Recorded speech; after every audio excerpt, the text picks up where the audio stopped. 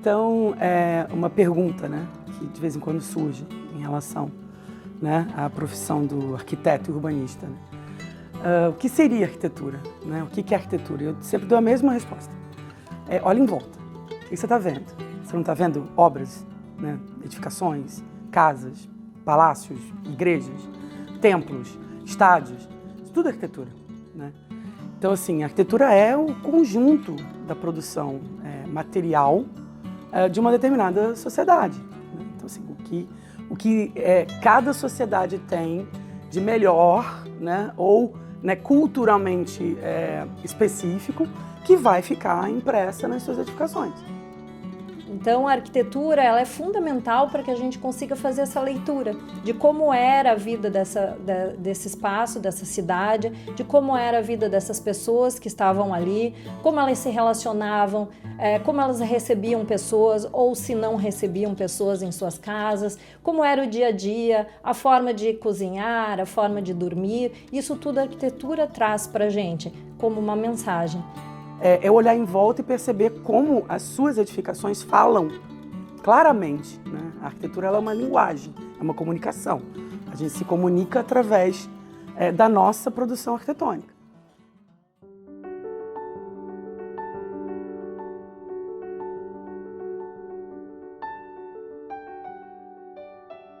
E aí, se a gente pensar nisso, a gente tem um estado aí que é muito rico em muitas variedades e estilos arquitetônicos e que cada um deles traz essa mensagem das colonizações que nós tivemos e que, de alguma maneira, a gente carrega dentro de nós, né? Porque nós somos uma mistura, o povo brasileiro é esta mistura e é isso que faz desse estado e do próprio país tão rico. E aí, né, talvez uma das contribuições que a gente tem é observar a formação socioespacial das cidades, né, dos ambientes, dos espaços. Né? A gente sempre observa a relação que tinha ali de atributo físico, né? E aí poderia entrar relações de relevo, poderia entrar condições climáticas, temperatura e as formas de se ocupar esse território ao longo do tempo.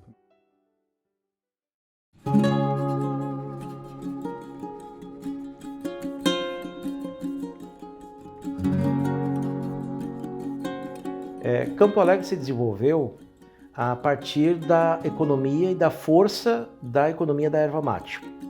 A erva mate, para a gente poder conceber a força que ela tinha, no sentido de gerar dinheiro e riquezas, ela, naquela época, na virada do século XIX para XX, o sul do Brasil, Uruguai, Chile, Argentina, eram grandes mercados compradores de erva mate. Não se tomava café nessas regiões, se tomava erva mate, como hoje a gente toma café. Né? Não se concebe começar amanhã sem tomar uma xícara de café. Naquela época se fazia com erva mate. Só que essa erva mate era um tesouro que estava na produção hoje é o Paraná, Santa Catarina, na parte do Planalto.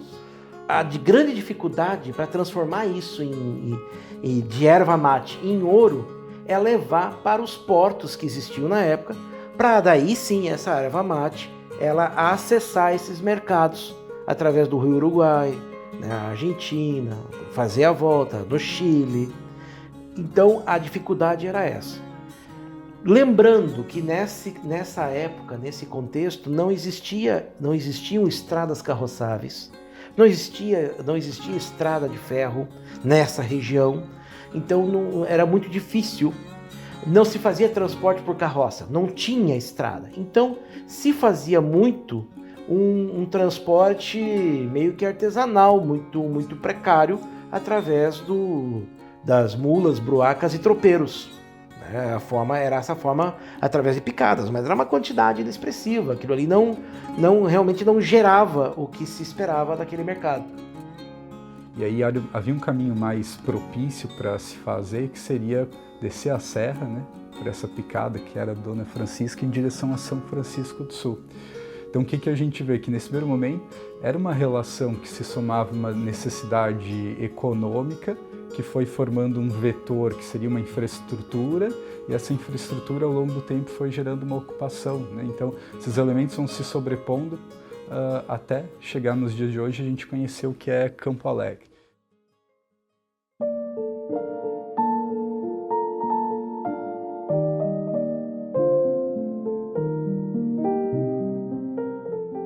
Por exemplo, quando você pega no sul do Brasil, você perceber que no sul tem uma caracterização e uma adaptação também dessa arquitetura, desses estilos que vêm de outros lugares, é muito peculiar. Por exemplo, você chega numa cidade como Campo Alegre e você chegar, né, numa cidade que a princípio existe uma história muito atrelada à migração de povos, de determinados povos europeus, e você chegar e encontrar estilos que o Brasil já possuía, mas que de alguma forma se adaptaram a uma identidade local, né? Por exemplo, Campo Alegre tem um princípio de ocupação ainda de um luso brasileiro, ou seja, uma arquitetura que os portugueses trazem, né, que é o neoclássico, né, o eclético.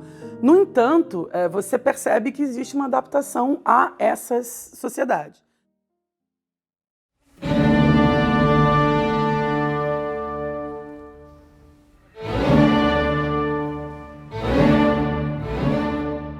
Ponto de destaque que não pode deixar de ser falado é a prefeitura municipal, né, que teve um primeiro prédio construído no início do século, que infelizmente foi consumido, né, por um incêndio. Reza a lenda, né, havia indícios de que foi criminoso, mas não se provou nada. Então, que foi incendiado em 1919. Mas já na sequência, como era uma cidade que estava gerando muito dinheiro e era um prédio bonito, um prédio bem interessante, eles construíram um prédio totalmente novo no lugar, com características bem marcantes, cheio de detalhes, né? Tem um domo e há registro de que foi contratado um arquiteto francês que veio de Buenos Aires para fazer essa obra aqui, ficou alguns anos aqui em Campo Alegre para fazer, aí obviamente ele com as suas influências, né, da época, dos anos 20, que é o nosso prédio da prefeitura. O estilo eclético, ele é na verdade uma mistura de estilos. Então o que acontece? Uma edificação eclética, ela não necessariamente vai ser exatamente igual aí, ou ter exclusivamente os mesmos elementos que uma outra edificação que pertence a esse estilo, né? A prefeitura, além de ser um prédio muito importante para a nossa história, ela é legal que a gente consegue ver na prática essa questão aí do ecletismo, né? Porque tanto a edificação antiga como a nova, elas pertencem a esse estilo, né? Então, a prefeitura antiga, ela tem aí influências do neoclássico, juntamente com o barroco, né? O neoclássico a gente consegue ver aí através da simetria que ela possui, essa escada frontal, os arcos plenos ali no porão alto, né? Na parte térrea dela, as arestas cravejadas com pedras, né? Isso tudo é muito característico do neoclássico. Só que o seu coroamento tem elementos ali que puxam para o maneirismo, para a transição do maneirismo para o barroco, né? Que é essa ornamentação maior que não se tinha tanto assim de intrincamento no estilo clássico, né? Ou seja, tem a balaustrada que puxa aí para o barroco, esse frontão ornamentado com formas curvas, puxa bastante essa característica do maneirismo e do barroco. Já a edificação atual da prefeitura, ela também puxa o neoclássico e ainda mais forte do que a mais antiga, porque ela tem aí elementos muito fortes, muito presentes nessa arquitetura, que é o frontão, as colunas, você percebe nos elementos, ali nos ornamentos das colunas em volta da fachada da prefeitura, a ordem jônica, né, das colunas, tem-se a presença de platibanda com essa balaustrada também do barroco, e só que o que acontece? Ela tem uma cúpula em cima dela, e essa cúpula ela é proveniente ela é muito parecida aí com a arquitetura francesa, com o barroco francês, né, num elemento que a gente conhece como mansarda, né? E aí, quando a gente junta isso com o fato de que foi um arquiteto francês que idealizou essa construção, faz total sentido, né, essa mistura aí de elementos.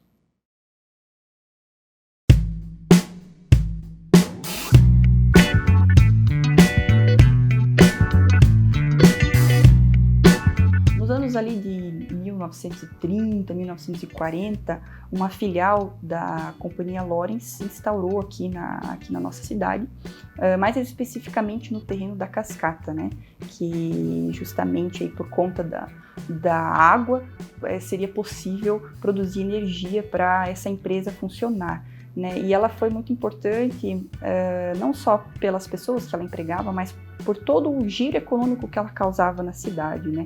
Todos os produtores que ela envolvia, né? Toda essa questão aí econômica que se tinha aí muito forte, né? Agrícola de Campo Alegre. Ela se estabeleceu forte, e aí se criou grandes galpões, aqueles tanques enormes de decantação. E aí havia toda uma simbiose com a cidade, né? Que essa fábrica de fécula de maisena, ela tinha os colonos, por exemplo, nos tanques de decantação, o material orgânico, ele se depositava no fundo do tanque, né? Por processo de decantação, e os colonos muitas vezes vinham buscar o colostro, a sobra daquilo, para levar em suas carroças, para jogar em suas lavouras como fertilizante. Então havia toda uma simbiose, né, de fato, né, ou seja, ela não beneficiava apenas o empregado, tinha todo um entorno, né, e até de sustentabilidade, porque não, né, se nós pensamos dessa forma, de aproveitamento. O que a gente precisa entender é que o enxaimel não é uma técnica morta, né? Existe um equívoco quando se fala enxaimel como se fosse um estilo. A gente está falando de uma técnica construtiva, é algo que as pessoas ainda podem fazer, né? O que a gente não recomenda quando se fala sobre edificações históricas é que você não simule o enxaimel, ou seja, pegue somente a questão estética do travamento das madeiras, né, como algo externo, algo meramente estético. Então, assim, falando de técnica construtiva, ela ainda está viva. Você ainda tem muitos artífices cadastrados pelo IPHAN, cadastrados pelo Patrimônio Histórico Nacional, que ainda estão na ativa, construindo edificações novas, restaurando edificações antigas, e eles seguem técnicas muito específicas. Então a gente está falando de uma técnica ainda viva. O que acontece é que o enxaimel ele é bem funcional, existia uma relação de ser uma casa temporária, né, para o imigrante, até para uma adaptação local. No início eles começam com edificações ainda com telhado em palha, rapidamente eles conseguem se organizar e passam telhamento em cerâmica, e posteriormente, por uma questão até climática, eles começam a mudar o seu tipo de revestimento, começam a tornar as casas revestidas, a inserir alguns prolongamentos de telhado, e essas casas em enxaimel, principalmente aqui no sul do Brasil, elas sofrem alterações estéticas e formais para o clima local, para a cultura local.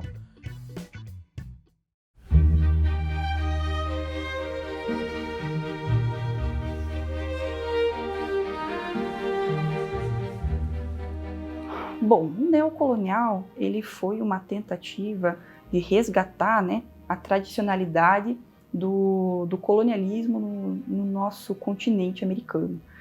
Então, quando você junta isso com Campo Alegre, você vê aí as casas, né, neocoloniais com essa pegada mais tradicional. Diferentemente do enxaimel, que era uma arquitetura muito mais funcional, ligada aí ao trabalho, né? O neocolonial ele representa, né, principalmente nas casas, uma questão de status social. Então, para aquela época, tinha o apelo estético, era uma ideia assim de você mostrar que você era bem na vida, né? Então, inclusive, essas edificações aí de tijolo maciço, né, desse estilo, elas eram construídas pelas famílias que tinham muito dinheiro, que tinham aí condições de se fazer uma construção de tal porte, né? Então, existe uma adaptação muito clara, né, de casas que, quando essas famílias começam a ter um poder aquisitivo maior, conseguem se estabelecer melhor na cidade, elas substituem uma edificação ainda temporária, que seria a enxaimel, por uma edificação já autoportante, né, de tijolos maciços, com uma característica mais clássica, já com uma linguagem mais ligada a uma arquitetura europeia já de peso. Às vezes tu vai andar no interior de Campo Alegre, tu vê umas casas lindas, tem um certo porte, e aí tu fica, meu Deus, mas aqui no meio do nada? É que hoje é no meio de nada. Hoje não passa tanta gente. Naquela época passava. Então havia um comércio, um entreposto, havia uma justificativa para esse impulsionamento. E o que é mais legal é que isso acho que resume muito essa questão do conceito da arquitetura e o quanto ela é linguagem, o quanto ela é uma forma de se comunicar. É perceber que a cidade de Campo Alegre tem, sim, uma identidade própria, uma identidade arquitetônica própria. Casas com camarinha, né, um ponto de comieira mais alto, as telhas planas, né, depois chegam as telhas francesas, que aí já parece um avanço tecnológico, um progresso muito claro, né, as estruturas de gaiola e travamento do enxaimel são substituídas por tijolos maciços mais poderosos. O porão alto surge, né, descolar por conta da umidade de determinados lugares, e você começa a perceber que existe uma adaptação a isso, né, o clima mais frio, né? Então você começa a perceber isso sendo impresso no correr de casas da própria cidade. Isso é identidade, isso sem dúvida nenhuma é pertencimento.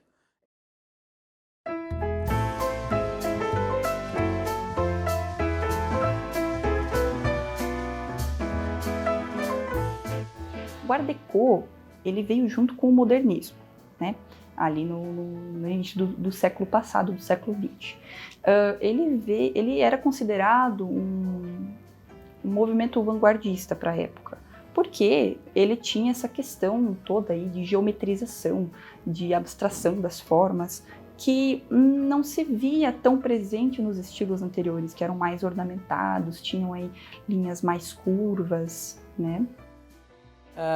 Principalmente aqui no Sul, ele tem uma associação complicada, enquanto em outros lugares do Brasil o Art Deco chega junto com o modernismo, com o cara de progresso, aqui no Sul existe sim um pouco uma ligação com a Era Vargas, o que se tem, né, houve uma determinação de que as principais instituições, a cara do moderno na Era Vargas, né, seria muito associado ao Art Deco. E o Art Deco chega, né, junto com uma imposição de que se tinha uma ideia de ultranacionalismo e que não se poderia se falar o alemão, ou as edificações não poderiam ter uma cara tão regional germânica. E o Art Deco vem quase como um vilão nisso. Mas no restante do mundo, o Art Deco ele foi visto como algo muito positivo, né? Ele era um sinônimo aí de uma arquitetura do futuro. Você vê, por exemplo, em Nova York, que muitas das produções arquitetônicas que se tem lá são desse estilo, né? O Empire State Building é Art Deco. Esse estilo também influenciou aí a moda, a tecnologia, né? Tem carro Art Deco, produções artísticas, né? Aqui no Brasil nós temos, por exemplo, o Cristo. Sim, o Cristo Redentor é Art Deco. E puxando um pouquinho mais para nossa região, a gente tem edificações como o Cine Brasil, em São Bento do Sul, que pertence a esse estilo, e também a antiga fábrica da Ford, em Joinville, né, que é Art Deco. Também outro ponto importante, né, porque nós temos o prédio da Cooperativa Erva Mate.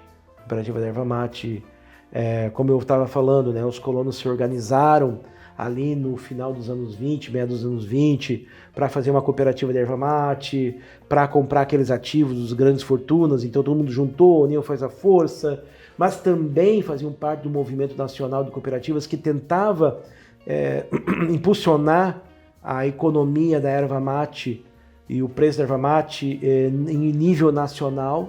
Então houveram congressos grandes no Rio de Janeiro, em Curitiba, e haviam campo-alegrenses participando desses congressos como delegados desses congressos, porque eram grandes produtores de erva mate naquele contexto, naquele momento. Por conta disso, era uma edificação de alguma forma ligada a uma instituição. Então, assim, o Art Deco que a gente observa lá é uma ausência de elementos ornamentais muito rebuscados. É algo mais geométrico, mais reto, mais futurista, né? De módulos e de volumes que se sobressaem na fachada, né? Tem sempre um determinado pedaço da edificação que tem essa importância de ser algo bem marcado, né? Onde os volumes eles trazem um pouco de movimento. Mas o principal em relação ao Art Deco é uma ausência desses elementos muito rebuscados e uma linguagem bem geométrica e limpa, bem moderno para a época, né? Bem futurista para a época. Então, a cooperativa de mate, sem dúvida nenhuma, é uma das edificações mais interessantes em Campo Alegre para falar sobre Art Deco.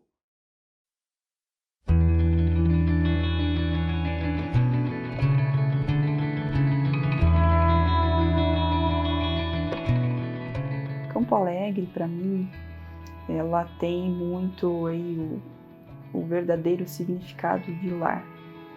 Porque, bom, eu nasci e cresci aqui e não tem preço você ser uma criança numa cidade linda dessa, poder andar de bicicleta, sair na rua, sem se preocupar com violência, né, como tem aí centros maiores, você poder ir na padaria comprar um pão porque a mãe pediu, encontrar com os amigos, né, passear junto com a bisavó, levar ela para casa da tia. Então, Campo Alegre tem muito aí essa questão de lar mesmo, né? É realmente uma cidade, um lugar, um território muito encantador. Quando você tem eventos da cidade, eles se apropriam dos espaços públicos, de rua, de praça, de calçadão e tal. Quando a gente tem essa condição, primeiro, você torna os eventos da cidade democráticos, né? Eles são públicos, eles são acessíveis, qualquer pessoa chega, né? E você dá vitalidade para os espaços, as infraestruturas públicas, e dá vitalidade para as coisas que acontecem na adjacência, né? Comércios, serviços e assim por diante. Então é um outro atributo que eu enxergo que cuida da cidade, né? E que deve ser pensado em como manter, né? Você não tirar essa característica da região da cidade. Então acho que é uma contribuição interessante que a cidade pode manter esse caráter aí, né? Então, novamente, né? Campo Alegre é realmente paraíso da Serra, né? Ela é uma cidade para todas as idades e tem uma riqueza aí muito vasta em natureza. Você vai para o interior, você encontra não só animais de criação que você consegue interagir, né? Acariciar um cavalo, por exemplo, né? Dar milho para as galinhas, mas você também encontra animais silvestres. Então você percebe que a natureza, essa Mata Atlântica que engloba a nossa região, ela ainda é muito viva. E essa carinha de cidade pequena que conversa, né, com o interior das casas, né, as calçadas, elas são um meio de comunicação entre os locais que a gente habita e trabalha com o encontro das pessoas, né? E isso aí tem muito valor e, assim, as pessoas que moram aqui, que vivem isso, são muito privilegiadas mesmo por estar num lugar tão gostoso, né? Um lugar em que você respira e sente o ar puro da serra.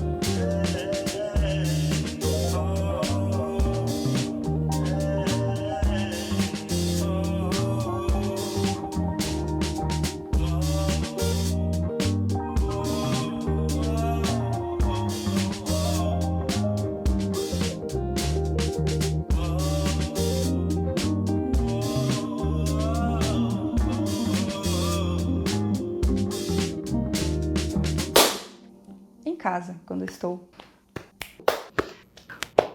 das galinhas,